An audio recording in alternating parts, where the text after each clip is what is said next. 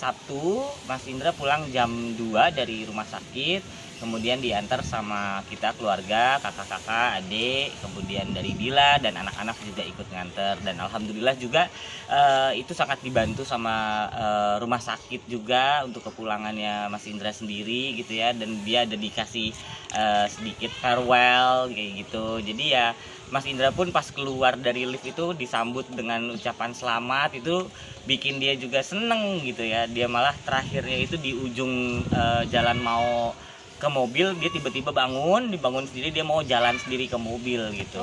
Itu jadi itu tuh dia surprising sih. sendiri. Iya, gitu surprising banget sih. Kita juga nggak nyangka dia mau jalan sendiri gitu, makanya sempet kaget gitu. Tapi kondisinya gimana, Mas? Kondisinya alhamdulillah sehat. Itu juga mungkin salah satu yang dilihat dari tim dokter, makanya mungkin akhirnya boleh pulang lebih cepat karena kondisinya sendiri itu sebenarnya sudah cukup sangat sehat dan stabil gitu. Untuk kan terakhir kan CT scan ya, itu dari CT sendiri menunjukkan seperti apa sih hasilnya? Kalau dari CT scan sendiri hasilnya sih sudah sangat baik gitu ya. Cuma memang kemarin kan akhirnya ada tindakan operasi yang ketiga itu untuk memasang selang di dalam badannya, itu untuk membuang cairan yang ada di kepala gitu, karena otaknya ini belum sanggup untuk menyerap cairan otaknya. Bukan cairan otak, cairan di kepalanya. Jadi selang itu dipasang di dalam memang secara permanen. Nah, itu akan disalurkan ke saluran pembuangannya. Tapi ada perubahan signifikan nggak sih dari yang operasi kedua yang sampai yang ketiga ini, Mas? Jauh ya. Satu, dia mungkin jadi bisa blurry-nya itu mulai hilang gitu ya, sedikit-sedikit udah mulai hilang, tapi memang masih blur gitu. Tapi dia sudah bisa melihat bentuk, kemudian membedakan warna, itu juga dia udah bisa nih sekarang, alhamdulillah. Tapi kalau untuk reaksi Peti pas dibolehin pulang kayak gimana dia, Mas? Dianya, kalau Mas Indra sendiri pas dibilang boleh pulang ya seneng, alhamdulillah. Tapi sempat nanya pulang emang mau pulang kemana? Karena dia pikirnya masih di rumah aja gitu, padahal lagi di rumah sakit gitu kan. Ya gitu, alhamdulillah. Tapi dia seneng gitu, dia pulang, kemudian ya pastinya bisa jadi main sama anak-anak sih.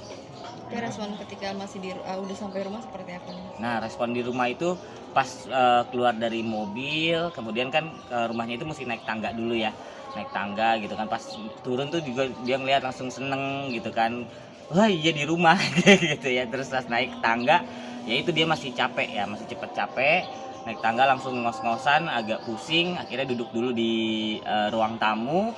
Nah, di ruang tamu itu kita ngobrol dulu lah sama keluarga segala macam, kemudian kasih bujangan-bujangan gitu ya. Nah, setelah itu dia baru pindah ke kamarnya. Nah, pas di kamarnya itu dia duduk di kasurnya, ini kasur gue katanya gitu kan, kangen gitu. Terus langsung rebahan gitu. Udah, habis itu kita biarin dia istirahat. Berarti bisa bercanda-canda gitu ya, Mas ya? Ya, kalau bercandanya malah pas lagi mau ke mobil itu dia ngajak pemilik rumah sakitnya gitu ya, pegangan tangan, terus dia malah bergaya kayak Mas Ibra kan. Itu kita ketawa semua. Jadi kalau setelah Kak Peti sampai rumah terapi lagi atau gimana sih, Mas? Ya, jadi besok ada rencana fisioterapi di rumah jam 10. Itu sudah janjian sama pihak orang yang akan membantu untuk fisioterapinya.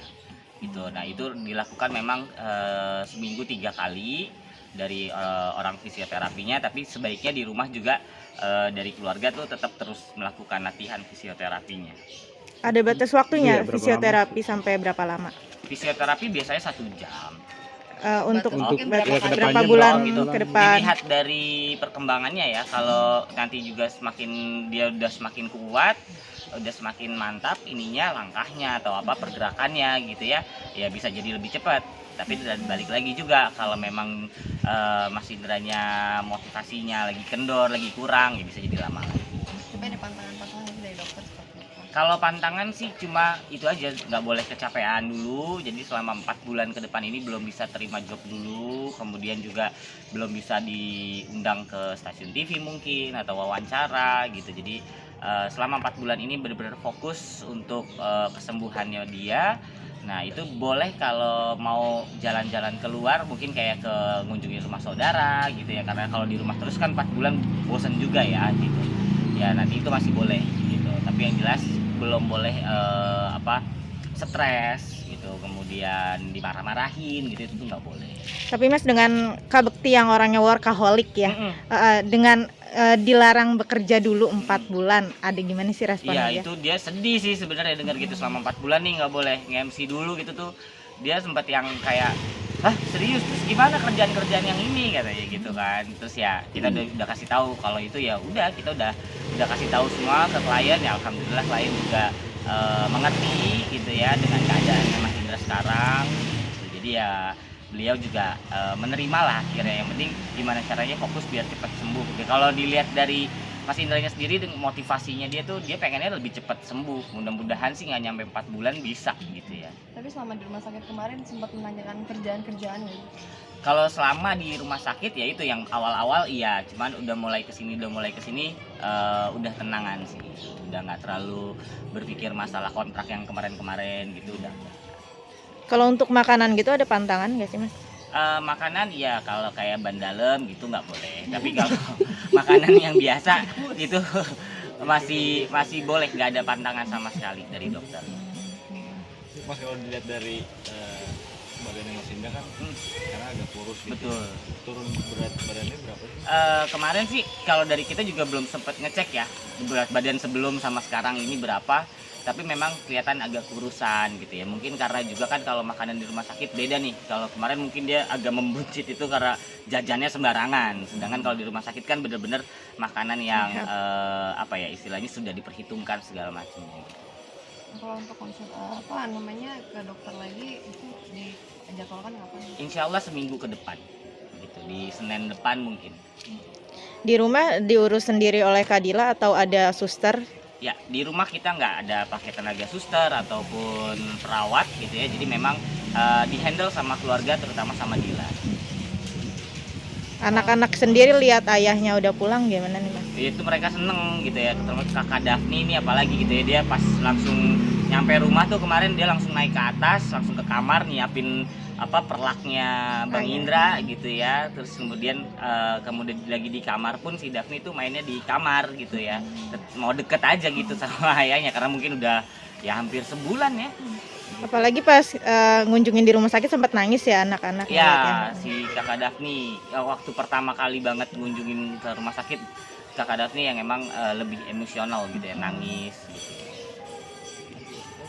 Kemarin sempat yang video yang Indra Bektinya mau keluar sempat bercanda-bercanda Iya. ngelawak masih ngelawak Itu dia ya itulah Mas Bang Indra tuh orangnya satu nggak mau nunjukin kalau dia lagi sakit, terus dia tetap maunya orang taunya dia happy gitu. Jadi pas kemarin pun lagi mau keluar rumah sakit pun dia bangun tiba-tiba itu dari kursi roda terus megang tangan pemilik rumah sakit, terus berlaga so jadi paskibra gitu kan ya, otomatis kita semua jadi ketawa juga ngeliat itu ya, kaget gitu, di luar ekspektasi gitu ya. Itulah dia maunya terus menghibur, terus bikin orang tuh seneng, ketawa kayak gitu. Tapi sampai suster dan dokter membuat farewell Kak Bekti keluar rumah sakit. Tapi saat sakit pun tetap ketika ada suster tetap memberikan melawak ya. Bener, dokter apa suster itu kalau aku tanya gitu ya kemarin beberapa suster itu ini nggak sih suka dijailin nggak sih, kadang-kadang suka dijailin aja gitu sama Bang Indra tuh, suka pura-pura nakut-nakutin gitu ya, ih ada apa tuh suster di belakangnya kayak gitu-gitu gitu. Terus atau kadang-kadang nyanyi kayak gitu-gitu Mas Indra tuh ya, alhamdulillah. Jadi suster pun yang merawat Mas Indra itu juga mereka jadi malah terhibur gitu. Itu sih. Mas, kalau soal biayanya sendiri apakah sudah? Alhamdulillah biaya juga sudah tercover gitu ya. Satu dari keluarga, bantuan dari keluarga besar, kemudian dari teman-temannya Mas Indra, teman-teman artis, kemudian juga dari masyarakat juga yang kemarin ikut membantu berdonasi gitu ya. Dan dari pihak rumah sakit pun juga kita ada bergain spesial juga gitu ya. Ya alhamdulillah semuanya itu sudah tercover. Mas, dengan Bang Indra yang belum bisa bekerja 4 bulan ke depan nih, berarti kan pemasukan juga menurun ya. Apakah udah ada pemikiran ke sana untuk menanggulanginya gimana? Oh itu udah pasti ya, terutama kita nih dari keluarga juga berpikir juga bagaimana nanti biaya-biaya perobatan selanjutnya gitu ya, kemudian biaya-biaya kehidupannya dia juga gitu ya. Ya kita dari keluarga mengupayakan segala cara juga gitu, terutama kalau dari Dila sendiri sih dia mungkin akan lebih giat untuk apa mungkin jualan online-nya atau apa endorse segala macam gitu. Kalau saya sendiri saya coba membantu untuk menjalankan satu usahanya gitu, karena kan masih ada pegawai-pegawai lain juga ya gitu.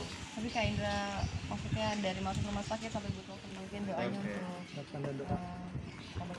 Harapannya ya Bang Indra harus bisa mulai apa ya, mawas diri, jangan dipaksakan, jangan kecapean.